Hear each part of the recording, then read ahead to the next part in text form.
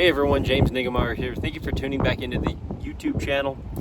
Today I'd like to talk about shallow cranking just because it's one of my favorite ways to catch them year round. But as we move towards the spring with those water temperatures in the 50s, that's a fantastic way to catch them. Seems like those fish get, really in a pre-spawn mood when the water gets in that mid 50s range, where the fish will like to chase or eat or will bite a winding bait, a square bill crankbait, some sort of diving plug.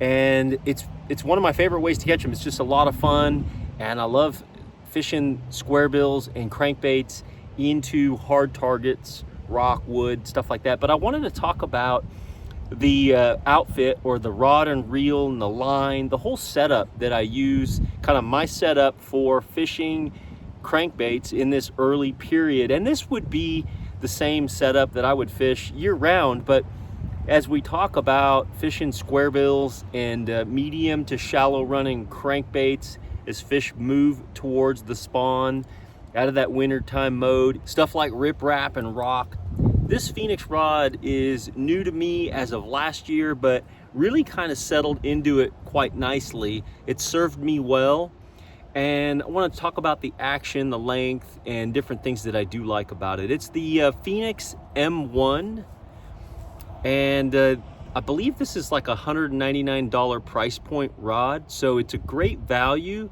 for the quality that it is.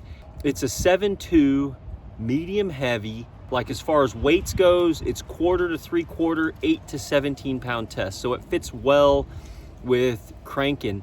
And some people are like, well, I like a more parabolic, like a fiberglass, or some people like a composite. And those things are good, and I've done those things and I like them as well. But I've also vacillated between, a carbon fiber or graphite rod over the years, have bounced back and forth between fiberglass and composite, and then just a straight carbon fiber rod. You could also use a rod that's more of a multi-purpose, like a straight carbon fiber rod, or something that's a graphite rod. And I apologize for the wind. Seems like every time I break out the camera now, it's just blowing a million. It's been a very windy early part of the year. The thing that I think differentiates whether or not I can use a graphite or carbon fiber rod for cranking is it more parabolic? Is it gonna give to the fish when they eat the bait or when they have it in their mouths? Camera angle.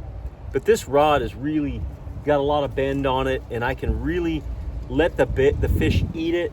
And with a rod like this, you have less of a tendency to pull the hooks out of the fish's mouth. So a more parabolic rod, whether a carbon fiber or a composite or fiberglass rod, works well for when you're fishing crankbaits. My setup is typically gonna be this rod. Then I would like either 12 or 14 pound test gamma fluorocarbon.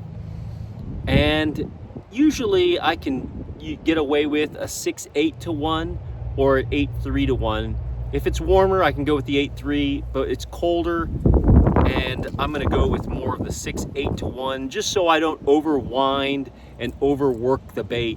I can have a tendency to slow it down, but sometimes you have that muscle memory and you wanna speed up, so going to a slower gear ratio can help you with that. And I'm using the Bass Pro Shops Johnny Morris Signature Series, Platinum Signature Series reel, and really like it. Casts well, very smooth, lightweight, does everything I want it to do.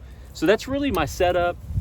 The Phoenix M1 7.2 medium heavy, and then the Johnny Morris Signature Series reel 6/8 to 1 with 12 or 14 pound test gamma fluorocarbon. I'm really partial to fluorocarbon. I love the sensitivity. I love the minimal stretch when I'm cranking. Feel like I could set the hook on those fish and get them to the boat. Just wanted to share with you my setup, my rod, reel, line, and things that I use for fishing crankbaits in the late winter pre-spawn. But when the water's set up right and in that 50-degree temperature for catching those fish that are willing to chase or chew a moving style bait around hard targets like rock and wood. Thank you for tuning into the YouTube channel. If you haven't already subscribed, please do that. And if you like this video, got anything out of it, please give me a thumbs up. And if you'd like to support the channel, one of the best ways to do that is to check out my Team Niggemeyer fishing merch, and I'll have a link to that in the description below. Until next time, thanks for watching and good fishing.